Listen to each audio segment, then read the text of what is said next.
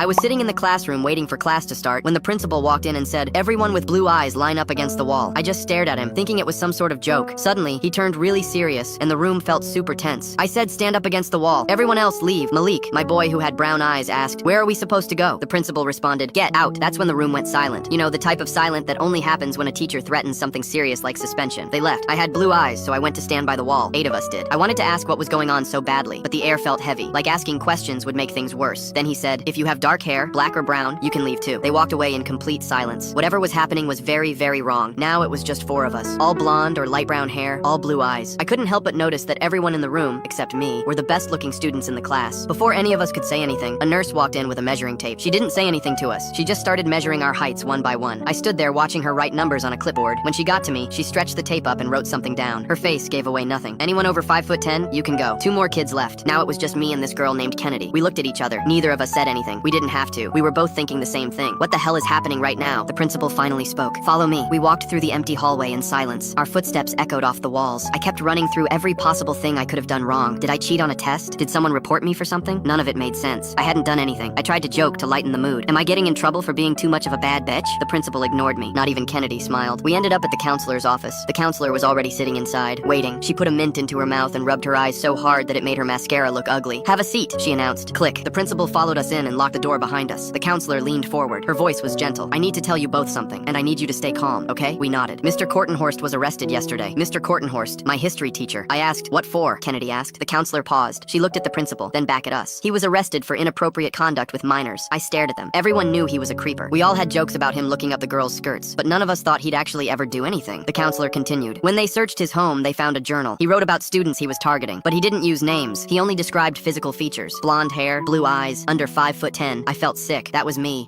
and Kennedy. We couldn't just ask students directly because we knew most wouldn't be honest come forward. They might not even realize anything happened. So we used the descriptions to find students who matched. That's why we did what we did today." The counselor's voice got even softer. "Has Mr. Kortenhorst ever made you uncomfortable? Even something small? Even something you thought was normal at the time?" Kennedy stayed silent, but I didn't. "A few months ago, Mr. Kortenhorst asked me to stay after class. He said I looked stressed. He told me to sit on his desk and he gave me a back massage, his hands on my shoulders. I remember thinking it was weird. They took notes. The thing is, I knew there was something off about it, but then he told me I wouldn't have to do homework for a whole month if I kept it between us, so I didn't care. But I guess my story inspired Kennedy, because she spoke too. She started, tears streaming down her face. My heart broke. She continued, "He stole my, it still hurts." The principal ushered me out of the room. "Mr. Kortenhorst was arrested the week after, and now I have to do homework every day."